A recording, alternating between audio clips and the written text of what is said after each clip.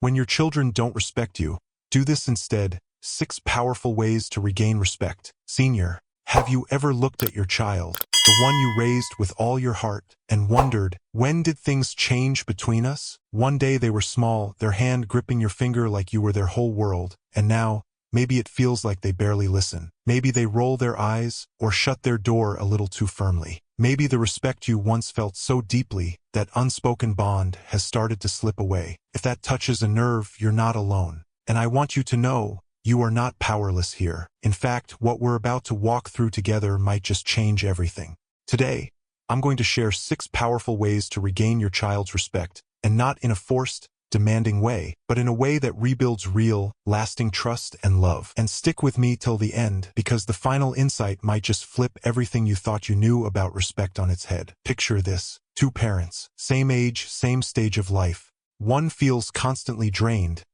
begging for a scrap of attention from their teenager.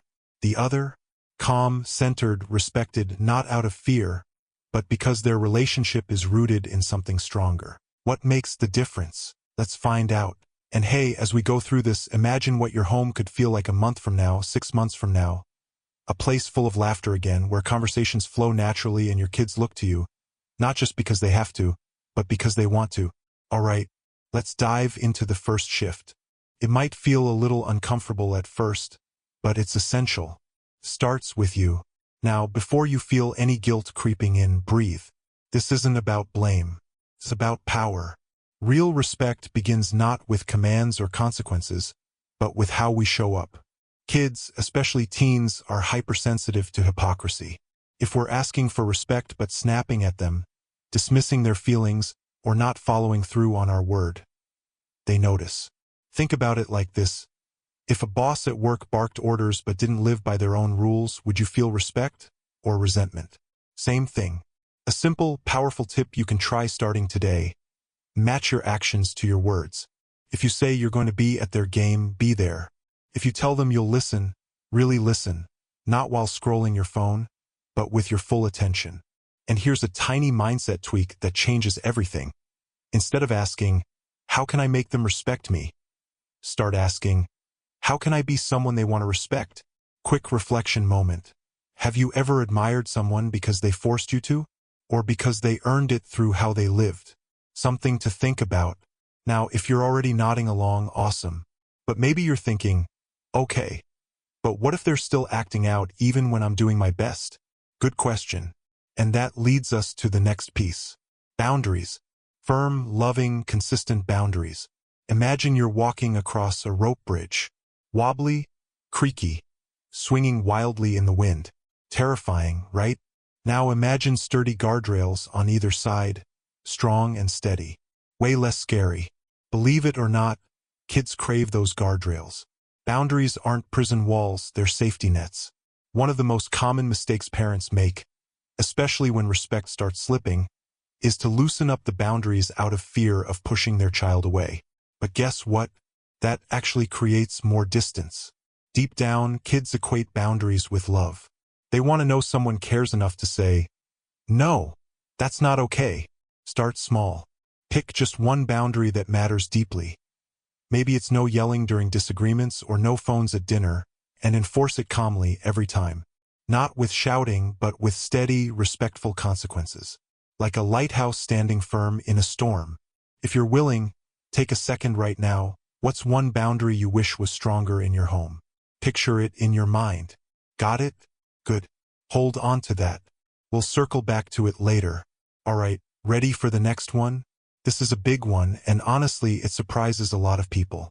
Respect their autonomy. Here's the thing. Kids aren't mini versions of ourselves. They're full, complex people growing into their own identities. When we treat them like robots who must obey instantly without question, we might win the battle but lose the war. True respect is a two-way street. I know it's tempting, especially when you're tired or worried about their future, to jump in and fix everything, to lecture, to control. But every time we override their voice, we chip away at the bridge between us. Instead, try this. Ask for their opinion, even on small things. Hey, what do you think we should do for dinner tonight? Or, I'm curious. How would you handle this situation if you were in my shoes? When you genuinely value their input, you show them they matter. And when people feel seen and heard, respect flows naturally. Think back. Can you remember a time someone really listened to you? No judgment, no agenda? How did it feel? Yeah. That feeling is gold. Let's give it to them too. Own your mistakes. There's a myth that parents should always appear infallible, like some flawless authority figure. But in reality, admitting when you're wrong actually builds more respect, not less. If you snapped at them unfairly, if you made a promise and forgot, name it. Apologize sincerely. It's not about groveling. It's about modeling the kind of humility and accountability we hope they'll grow into. One dad I know told me this story. He once punished his son for something he thought he did wrong, only to find out later he jumped to conclusions. Instead of brushing it under the rug, he sat down, looked his son in the eye and said, "I made a mistake. I'm sorry. You deserved better." His son, who had been pulling away for months, started opening up again that same week. Powerful, right? Vulnerability isn't weakness. It's leadership. Alright, next, this one might feel counterintuitive, but trust me, it's a game changer. Catch them doing right. It's so easy to get stuck in the cycle of pointing out what's wrong. Pick up your stuff. Stop talking back. Why aren't you studying? And while correction has its place, constant correction breeds resentment. What if, instead, you became a detective for their good moments? When they help without being asked, when they show kindness, when they persevere through frustration, catch it. Name it. Celebrate it. Not with fake praise, but genuine noticing. Like, "Hey, I saw how patient you were with your little brother today. That took real maturity. I'm proud of you." You'll be amazed how quickly behavior shifts when kids realize someone sees their efforts, not just their mistakes. Take a second. What's something your child did well this week that you could acknowledge today? Alright, we're almost there. Stay with me because these last two pieces might just be the secret sauce. Create shared experiences. Relationships thrive on connection, not correction. And respect blooms best in the soil of connection. When was the last time you laughed together? Or tackled a project side by side, without lectures or expectations? Plan tiny moments of joy. Cook a meal together. Play a board game. Watch a silly movie they love. Build something. It doesn't have to be perfect. In fact, the messier and more genuine, the better. One mom told me she started a Sunday pancake ritual with her daughter during a really rough patch. No serious talks, no rules, just pancakes, laughter, and connection. 6 months later, the respect and closeness that grew from those mornings changed their whole dynamic. Connection builds trust. Trust builds respect. Simple, powerful, irreplaceable. And finally, here's the curveball you've been waiting for. Respect yourself first. We teach others how to treat us by how we treat ourselves. If you're constantly sacrificing your well-being, never setting limits, speaking harshly to yourself, kids absorb that. Self-respect isn't selfish. It's essential. When you prioritize rest, when you honor your own boundaries, when you speak to yourself with kindness, you show them what true respect looks like from the inside out. So maybe today the first step isn't a new rule or a perfect speech. Maybe it's simply pausing, breathing deep, and telling yourself, "I am worthy of respect, too." You've made it this far, and I'm so proud of you for sticking with this journey. Because it's not easy work. It's hard work. And the fact that you're still here tells me something important. You love your child deeply. And that love is the foundation that makes everything else possible. Imagine this. A home filled with mutual respect, laughter that bubbles up naturally, conversations that feel easy instead of strained.